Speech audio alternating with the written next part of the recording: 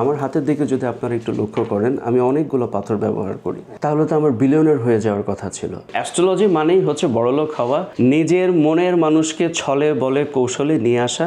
এটাই হচ্ছে আমাদের দেশে প্রচার করতেছে অসাধু অ্যাস্ট্রোলজাররা। আসলে এটা সম্পূর্ণ ভুল। আপনি যদি আপনার মনের মানুষকে সত্যি ভালোবেসে থাকেন, তাহলে আপনি তাকে প্রমাণ করান আপনি হচ্ছেন সেই ব্যক্তি, তার জীবনে আল্লাহ পাক তার জন্য আপনাকেই তৈরি করেছে এবং আপনার জন্য সেই তৈরি হয়েছে। এই জিনিসটা যখন তাকে রিয়েলাইজ করাবেন, সে অটোমেটিক্যালি আপনার কাছে আসবে। আমার নাম হচ্ছে মুসা। প্রফেশনালি আমি একজন সফটওয়্যার ইঞ্জিনিয়ার এবং প্রায় 17 বছর আউটসোর্সিং করতেছি। আর অ্যাস্ট্রোলজিটা হচ্ছে মূলত আমার ভালোবাসা থেকে, এটা আমার একটা প্যাশন। এটা আমার জীবনকে পরিবর্তন করেছে এবং আমি এটা অ্যাপ্লাই করে আসলেই নিজের জীবনের একটা গতি খুঁজে পেয়েছি। আর এইখান থেকে আসলে আমার এটার প্রতি একটা ভালোবাসা, একটা মহব্বত, একটা স্নেহ কাজ করে। এটার মাহাত্ম আমি মানুষের কাছে তুলে ধরতে চাই এবং এটা মানুষ ব্যবহার করে যাতে তার নিজের জীবনের গোলকে তারা রিচ করতে পারে। এটা একটা রং কনসেপ্ট হয়ে গেছে যে পাথর ব্যবহার করলে হয়তো বা আমার ভাগ্য পরিবর্তন হয়ে যাবে। পাথর আসলে কখনোই কিছু করতে পারে না। It's just a natural medicine. প্রত্যেকটা পাথরের কুদরতি ক্ষমতা থাকে যেটা মানুষের বডিকে হিল করতে সাহায্য করে। অ্যাজ এ মেডিসিন হিসাবে এটা আসলে কাজ করে।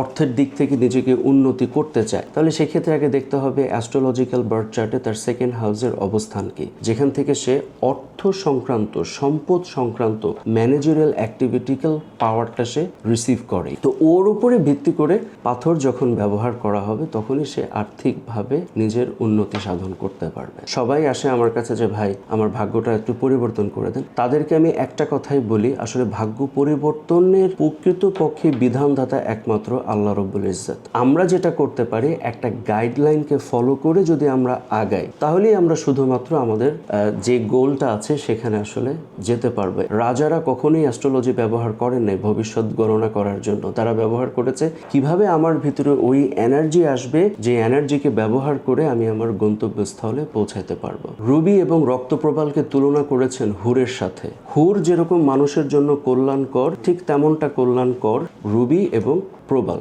এবং প্রবালের ক্ষমতাটা হচ্ছে বডিকে মূলত শক্তি দেয়, এনার্জি লেভেলটাকে এটা খুব স্ট্রং রাখে। তারা ফিরোজা বা টার্কিউস পাথরটা ব্যবহার করত যাতে তারা ঘোড়া থেকে পড়ে না যায়। বিষয়টা হচ্ছে যে এটা একটা সাপোর্টিভ হিসাবে এটা নিজেকে রাখা হয়, যাতে করে হিলিং হিসাবে কাজ করা যায়। কিন্তু কাজ আমাকেই করতে হবে, চেষ্টা আমাকেই করতে হবে, আল্লাহর উপর ভরসা রাখতে হবে। এখানে মানুষের তার ব্যক্তিগত অনেক কিছুই আমার সাথে শেয়ার করে। আমি আসলে কারো প্রাইভেসি নষ্ট করে আমি চাই না যে আমার বিজনেস উপরে উঠুক। কেউ যদি ট্রাই করতে চায় আমার কাছে এসে একবার ট্রাই করতে পারে। পাথরই সব কিছু না, এখানে গাইডলাইন এবং চেষ্টা এবং আল্লাহর উপর ভরসা রাখা।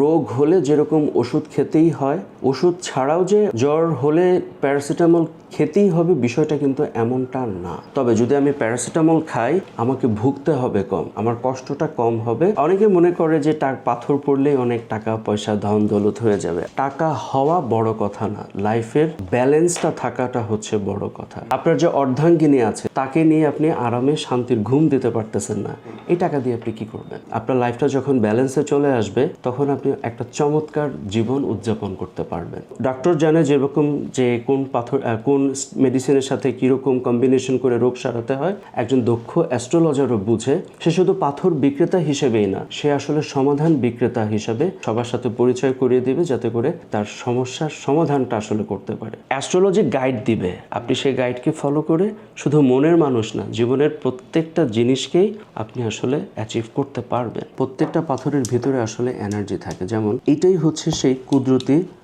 ক্ষমতা যেটা আসলে পাথর থেকে বডি অ্যাবজর্ব করে এবং আস্তে আস্তে করে বডি হিল হয়, লাইক দিস।